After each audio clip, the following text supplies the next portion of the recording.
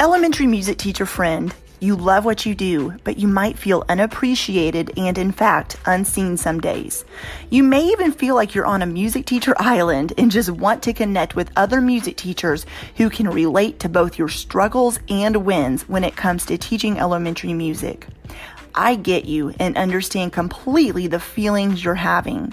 That's why each and every week, the Elementary Music Teacher Podcast will provide you with solo and guest episodes that will help you realize you're not alone in your music teaching journey.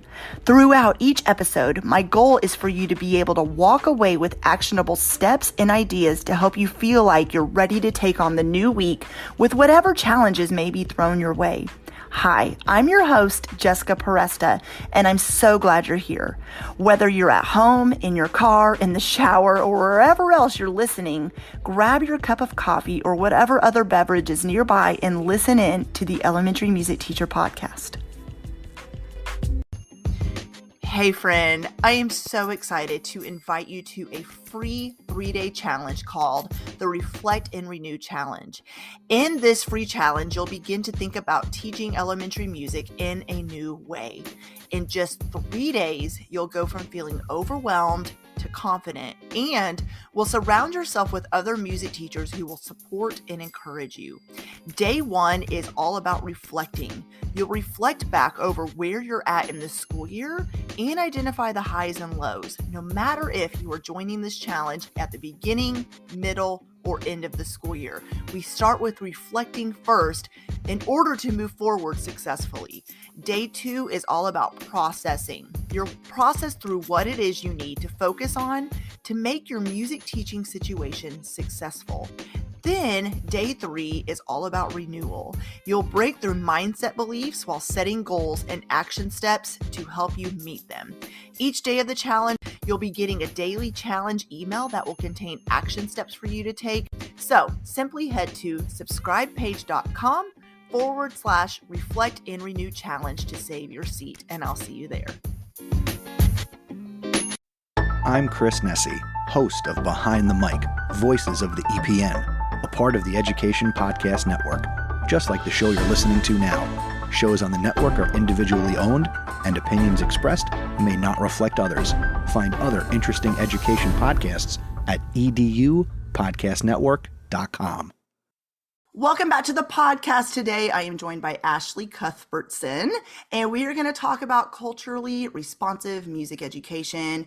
If you have been on the internet any amount of time, or in the world of music education, you have probably seen Ashley's work. And if not, I'm so excited for her to tell you more about what she does, because I learned so much from her. I've been watching her videos she's been putting out lately. We were talking about that before we started recording. So first of all, Ashley, I'm so excited to have you here. And let's just start by having you introduce yourself to the listeners today. Yeah, well, thank you so much, Jessica, for having me. I'm so excited to talk about my work, my life's work that I'm doing, and just to connect more with you. So thank you so much for the invitation to share and to chat a little bit. So hello, I'm Ashley Cuthbertson. I use the pronouns she and her, and I'm a former pre-K through 12 music educator and college professor turned educational consultant and CEO of A. Cuthbertson Consulting. We're an educational consulting firm. We partner with schools, districts, and organizations primarily to help music educators be culturally responsive and relevant to the diverse and ever-evolving needs of today's learners, because we believe that every child deserves an equitable pathway to the power that is music education. But before all of that, like I said, I was a music educator teaching pre-K through 12, but primarily I taught elementary school. So I'm excited to be on your podcast because I know that's your folks are elementary teachers. That's my folks too. I taught mostly K through 6, general music, but also choir. But I taught literally pre-K through 12. I taught band. I taught private lessons for a long time. I was a college professor. I did a little bit of everything. During my time in the classroom, like many teachers, I came into the classroom super excited. I'm based here in the DC metro area in Northern Virginia. Came into the classroom super excited, like most people are, and then quickly discovered that just being excited was not going to be enough for my kids to want to engage. I often tell the story about, and I won't go into the whole story, but I often tell the story about my time in the classroom in the district where I taught the longest in Fairfax. I was there 10 of my 12 years that I taught. I remember being so excited to get into that first classroom. Fairfax is a big deal, 12th largest school district in the nation. And my students were just like not buying what I was selling. And I remember a particularly rough lesson with one of my 5th grade classes. And luckily, Fairfax has such a robust new teacher program, both like a kind of countywide thing, but also like very intentional about making sure that teachers have mentors, people to work with them and work besides them as they're going through, just the daily tribulations of being a teacher. And I was very fortunate that my mentor was a music teacher in my same school, veteran teacher, 30 years, had been in that school for decades. And I remember kind of venting to her after this particularly chaotic, disastrous lesson. And she was like, Ashley, stop. You catch more flies with honey than you do with vinegar. Everything you have told me is about what you want to do, how you want to teach, what you think they need to be doing. But have you stopped and really learned who your kids are besides their names? Because of course I knew their names, but I realized from that hard feedback, and that was hard to get. I'm an overachiever. I was excited about teaching. So hearing from her that really good feedback, but hard feedback of like, you've really missed the mark by like a lot, Ashley. That was hard. And so I had the decision of like, am I going to lean into my ego of like what I thought I was supposed to do? Or am I going to take this as you can really do something good here if you lean into what she's saying? And so it really led me to this like lifelong pursuit of how do I ensure that every student I work with doesn't just learn music and like it? Because I think we talk a lot about like the joy, but we forget about just the immense life values that people who are and research has proven many times over that when you're involved in music education, high quality, not just playtime, but really high quality music education, but just numerous benefits on test scores, on it's been found that you're more likely to graduate from high school, you're more likely to actually go to school, less attendance issues, wellness, all these different things. It's been my mission to make sure that all kids have access to that, because music truly changed my life. I would not be who I am besides the music part. Like just the person I am is very much affected by the lessons and the values I learned. And I had to accept that I was the obstacle in my classroom because I was not teaching in a way that was best positioned to work with my kids. I was kind of working against them. And so the work that I do now is to make sure that less music teachers have to struggle the way I did, because it took many years of me just trialing and erroring to figure it out. One thing in particular that was really frustrating to me, and maybe you've experienced this also, Jessica, in your work, is that I found that I had to actually go outside of music education to get the professional learning that I needed. Because, and one of my coaching clients said this to me last year. She said, music PD at my district is like teacher playtime. And it's fun to see the music teachers in our district. And it's fun to get, we do our choir read through and get new choir octavos. And it's fun to get these new lessons, but there's no pedagogy. Like, it's great that you gave me that information, but what am I going to do after I've taught that lesson you gave me? You didn't actually teach me like the pedagogical principles to be able to recreate this for myself. And so I learned I actually had to go outside of music education and engage in PD that like my colleagues in the general ed classrooms were getting, to really learn the pedagogical things. And as I was getting better at teaching my own kids and was asked to share at districts and other things, I became more and more frustrated that in music education, what I was doing was not existing, because it was exhausting to have to find all these different things. And so a little over a year ago, I decided to solve that problem. We should not have to run ourselves ragged to get the learning that we need to stay relevant to what our kids need us to do. So that's the work that I do now. Oh, Ashley, so much there. And I'm like nodding my head the whole time just because I agree with everything you just said. And I have that experience too. I'm like not laughing at you, but with you, if we can be honest, because same in my classroom, it was the same experience, because you bring in what you think you're supposed to be doing, or you're told to teach these songs, these activities, to teach towards these concepts, but it's not a blanket approach. It's not a one size fits all approach. And I quickly realized too, I got the deer in the headlights looks, or my kids were just refusing to participate, or I had a lot of lack of singing. They just didn't want to. And I thought, what? And then that's what I did. Same, talked to a mentor, but then also kind of did a lot of self-reflection of why are they not responding in here? I want this to be an interactive space where they're creating music. So why is it not happening? And then I'm looking at some of the songs I'm bringing and going, well, I don't even really like this song, or they don't really connect with this song. They don't understand. Let's be honest, who Alabama Gal is. They don't care. We live in Tulsa. They don't care about Alabama. Like, I'm just being honest. And so it really was a lot of it wasn't an overnight fix for any, by any means, but it was, okay, what can I change one thing in this, like in my class time? And then it would be, okay, what else can I change? And I started noticing better response, but also you touched on this too. I got student feedback of what do you like to listen to? How do you like to create music and those kind of things? And just even getting conversations going, it helps so much Yeah, because they're all of a sudden like, oh, she cares about my opinion, and it gets some buy-in that way. So right. I love that you said all that, and I completely agree. And you're right. There is not very much out there or anything, let's be honest, to help music educators learn how to do this. And Right. same, I had to go, like my mentor teacher was a third grade teacher, or I would ask a lot of the classroom teachers in my building because there was Yeah. nothing out there. So yes to all of that. And I love the work you're doing. And I completely agree. Your story, seriously, it's like, yes. So you've already touched on a lot of this, but we're going to dive deeper into culturally responsive music education. And Yeah. so I just wanted to start off, a teacher listening today that maybe is like, I've heard this phrase, I've heard teachers talking about it, but I'm not really quite sure what being culturally responsive means. How would you answer that? Yes. And so first I would say to that teacher that there's not really like a doing culturally responsive teaching. I Mm, think a lot of times we're like, how do we do it?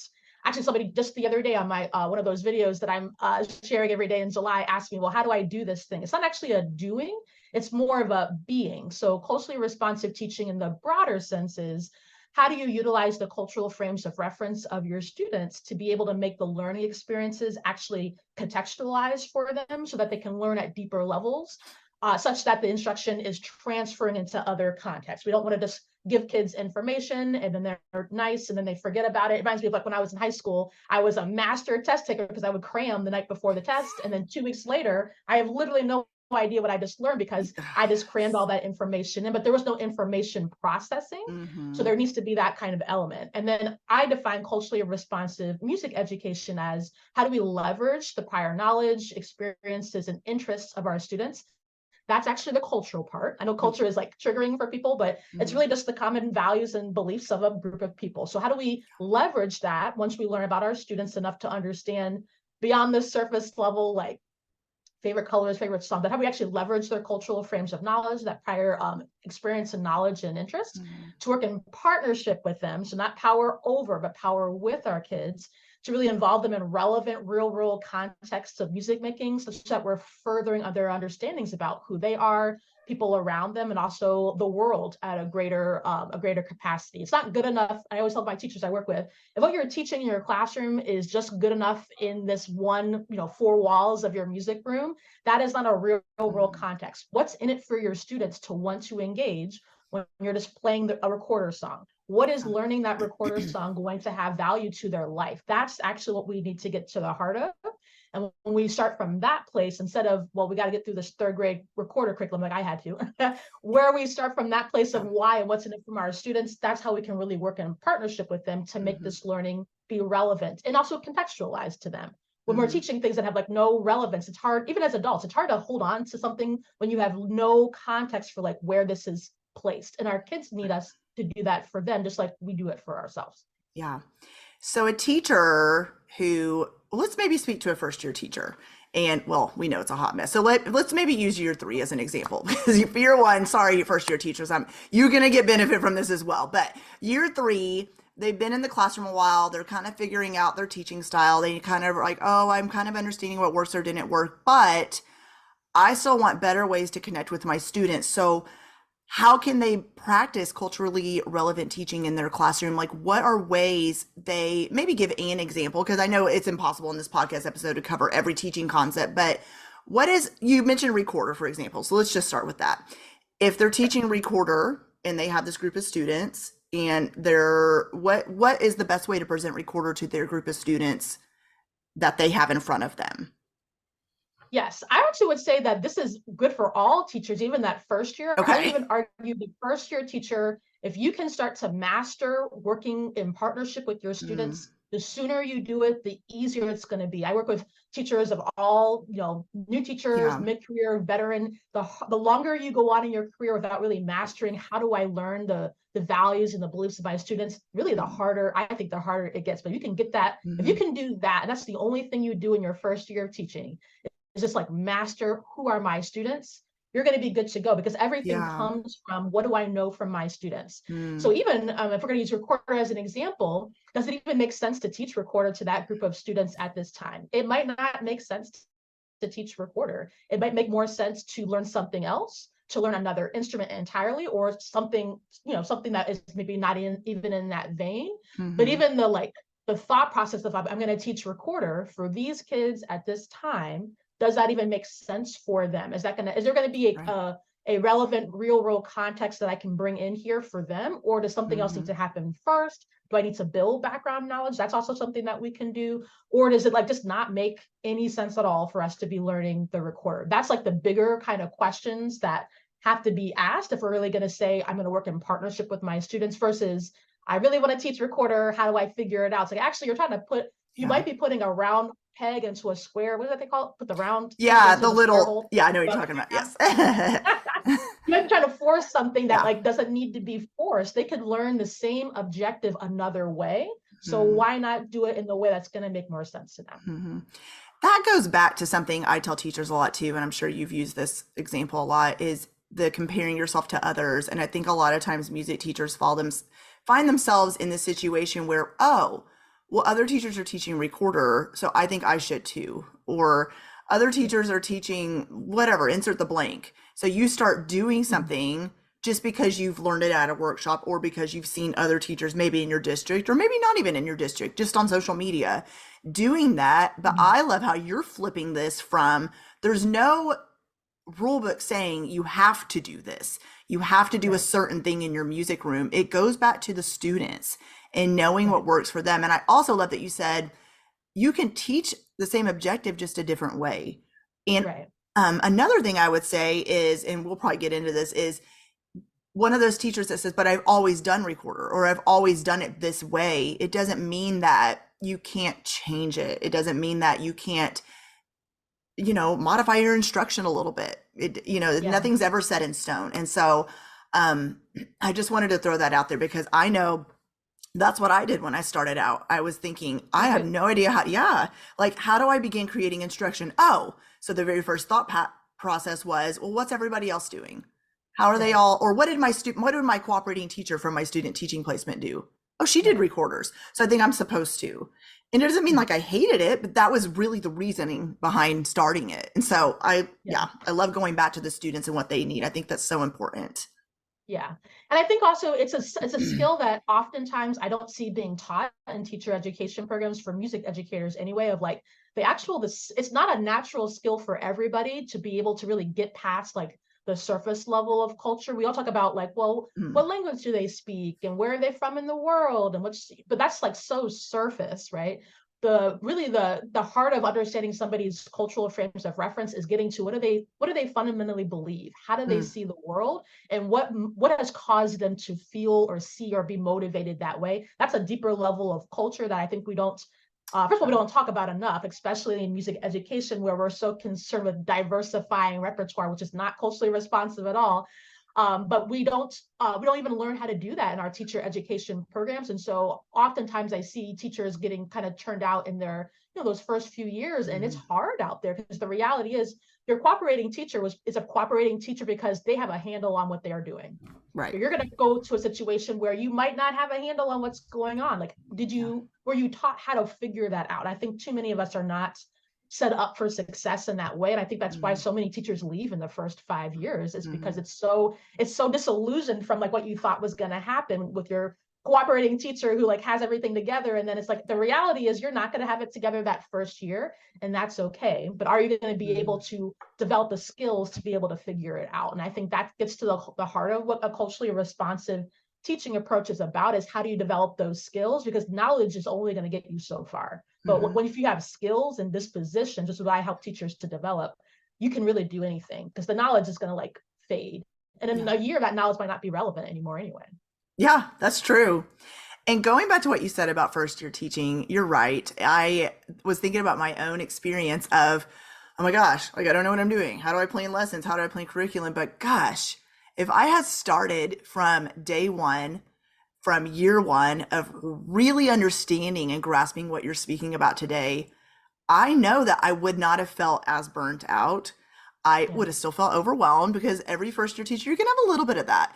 But yeah, I would have really started understanding how to teach music to my students, really getting yeah, to know them. yeah, So yeah, a first year teacher listening to this, I think it's so important to really know the students you're working with. We're not saying don't see what ideas are out there, not to right, bring in ideas you learn from workshops, but I love how Ashley is saying, but know your students. Your yeah, students won't be the same as students from your cooperating teacher placement. They're not going to right, be the same students that you see another teacher presenting recorder lesson to. right. It's going to be your students. And so I love that we keep bringing it back to that. I think it's so important. Yeah. Comparison really is the thief of joy. What you do in your classroom is going to be unlike anybody else's. And that's the point. It shouldn't be Hmm. like anybody else's. Hmm. Oh, absolutely. Yeah. So when you're working with music teachers, I've heard you tell me, during different coaching calls, some comments or questions or frustrations that come out. So what are questions you've heard or even pushback you get from music educators that you've worked with? This is such a great question, because I love this. I expect there to be pushback. And so I've gotten really good about how do I partner, just like I partnered with my kids, right? But I Hmm. learned if I partner with my students instead of trying to like buck against them, like that's how I can walk with them rather than like ahead of them and try and drag them kicking and screaming with me. Like how do I partner with the teacher who is having a pushback? Because really at the heart of every kind of comment of pushback. So comments of pushback I often get are, this is one more thing I have to do, or this is the next new trendy thing. Why I can just wait till the wave goes passes us by like every other new trend has, and I'll keep on doing what I've been doing. Or my favorite one, because it's probably the worst one, is music is already cultural, so I don't have to put anything more into it. It's already yes and no. At the heart of all of those things really is fear of not having it all together, fear of doing the wrong thing, especially with all these divisive concept policies and laws. I totally get that's one of the number one things when I work with teachers that comes out of, I'm just afraid of causing offense. Hmm. And I get it. We live in a very politically charged time. And I think also, like I said, it's the fear is kind of at the heart of a lot of those things. I think it's also important to note as music educators, remembering kind of how we got to where we are. There's a lot of inequities that happen to even who is the teacher in the classroom, right? And so a lot of times when we think about, well, we had to audition to be able to even get into our college programs. We had to probably do pretty, like I did extensive things that I have never used. Like I had to do all these like theory things and like piano tests, and like I didn't really play all these, anyway, we're getting off track. So all these things that really didn't matter in my actual teaching classroom serve as gatekeepers for us to even be the ones teaching in front of our kids in the first place. But it also forces this like feeling of urgency and competitiveness and comparison, because we were being compared to everybody else, right? And so because we already have that spirit within us, it's like ingrained because of the system, right? The system is ingrained these like very negative self-talky things. We bring that with us into our classrooms. If we're not aware that we're bringing that with us, that's where those pushback comments come from. It's from teachers who just haven't done the self-work and the reflection to really understand their own cultural frames of reference. And we all have them. I don't care what race or ethnicity you are. You Hmm. have something that's at the heart of why you believe what you believe, and there's reasons why. When teachers don't fully understand those things, that's what leads them to have those pushback comments, because they're just um, they are acting upon what the system has told them, but they're also afraid. They're afraid that, they had to do well in those auditions, right? And even when I was in college, not only did I have to audition to get in, I had to audition every semester to be in the different courses and performing ensembles, right? So it was like this constant, this Yeah. constant thing, right? Yes. And so we're bringing that with us into our classrooms, but we're also bringing that mindset with us, which is that we have to have everything together. We have to be perfect. I can't let people know that maybe I don't have it all together. But actually, like once you start to peel back the layers of your own beliefs and your own values, and you understand why you have those, then that's when I find that teachers are more willing to start to poke through these things. And so often when like school districts will contact me and want me to work with their teachers, they want me to talk about repertoire choice and how do I write a lesson? And actually, I can't do any of that until I shift your mindset first, because I can give you like my guidelines for how to pick better repertoire that's going to be more connected to your kids. I can give you a lesson plan, but what I can't do is shift your mindset. I can help you do it, but I can't like fundamentally help you believe that your kids are brilliant and capable if you don't fundamentally believe that. Ooh, that is so good. Oh, I Right. love that. So, is there anything about culturally responsive teaching that we haven't talked about today that you would love for the music educators listening to know? Yeah, I think I talked about it a little bit. I think the number one thing that I would love for more music educators to not just know, but to embrace is that what we do as music educators is so powerful. It's so much more than teaching kids instruments or to sing or going to education or festivals. The power of music education is that it really can shift lives. And so when we move from that belief about what we do, I think it elevates how we feel about ourselves and it elevates our profession. I think what I've learned in this last year of full-time being a consultant, working with schools and districts and teachers all over the country, is that there needs to be a bigger shift in our field of how music educators fundamentally feel about themselves. I think many of us are beaten down about being the last person to know about the new initiative in your school district or the last one to get the new smart board in your class. Or like, I think many of us are beaten down because we're marginalized in our schools. But I think if we remember just the power that what we do, when we operate from that belief, and we can believe bigger about ourselves, I think we'll be able to better embrace more equitable, more culturally responsive practices as a field in general. And so I would love for more teachers to just to believe that what they do is important. And I know that there's other systematic things in place that Hmm. need to be shifted so that we can get, the financial resources, the support, the professional learning that we need. And I think when more of us fundamentally believe that what we do is more than just a band concert, I think Yeah. that our field will fundamentally look different and we'll be able to support our kids better as well. Ah, so good. And the last part you said, more than just a band concert or more than just a performance, more than just a musical program. I mean, those are important. Yeah, having kids showcase their work, but that's not, should not be the end all be all. And I've always felt like Right. I was one of the only ones that had that opinion out there because I was like, should it just be about the concert, preparing for the concert, preparing for the concert? And that's Right. sometimes, I know that's just sometimes even expectations put on the music teacher that this is what Yep. we do. This is what you do. But it's like, ugh, there's more to it. So I love Right. that you touched on that for sure. Right. Where can everybody connect with you and find out more about your work after this conversation? Yeah, so the best place for people to find me online is to go to my website, which is www.ashleycuthbertson.com. That's where you can find, I write a blog. I was just telling you what my show is going through a reiteration, but the past Mhm. episodes are there of my show. The Music Equity Chat Show is there. As well as other things that I do, information about the services that I provide to schools, districts, and organizations to support their music educators in developing the skills and the knowledge and really the disposition to implement culturally responsive teaching in their schools. I'm all over social media, and so you can find me on Instagram. I'm on Twitter. I'm on, what's the other one? Facebook. The links to those are also on my website, but I think I'm like A Cuthbertson 10 on most of those things. You can find me in those places. And yeah, and reach out to me and let me know how I Mhm. can support the work that you're doing or to support the work of your school district, especially as more school districts are now getting to the point where they're getting to the music educators. They have all these grandiose ideas about culturally responsive teaching and equity, but the music educators weren't part of that conversation. If you're looking for support, reach out to me because that's exactly what I do is help folks to really, what does it look like to implement this in their schools. Oh, the other thing I should say is, and I'll share it with you, Jessica. I have a Yeah. link to one particular blog post that people seem to love. Is I wrote a blog post about celebrating Dr. Martin Luther King, but really how do we utilize a culturally responsive approach, not just talk about Martin Luther King was a great man, but Hmm. actually Hmm. learn about the person, learn about some other cultural things around it. So there's a blog post that I wrote that is called Happy Birthday, Dr. King. It's a unit all about celebrating, but really it's a unit that I wrote to demonstrate what does it look like to take a culturally responsive teaching approach to teaching about a person, and really the movement that led to this holiday being established in the first place. So if you're looking for an example of like, Ashley, what practically does this like a lesson or a unit look like? That would be a great place to go. That's on my website. And I shared that with Jessica so she can hopefully put it Yeah. in the notes or something as well. That's the Dr. King one. And then if you join my email list, which if you go to my website, it like pops up.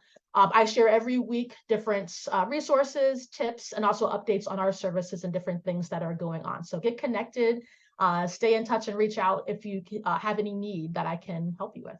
Amazing. Thank you so much for coming on today. I have so enjoyed this conversation. And like usual, I learned so much from you. So thank you for coming on the podcast, Ashley. Thank you so much for having me. This was fun. Well, hey there. Thank you so much for listening into the Elementary Music Teacher podcast. There is an exclusive Facebook group just for listeners of this podcast and any elementary music teacher called the Elementary Music Teacher Community Facebook group. Come on over and join us there where we have conversations around the podcast episodes and encourage each other each and every week. And also head to my website, thedomesticmusician.com.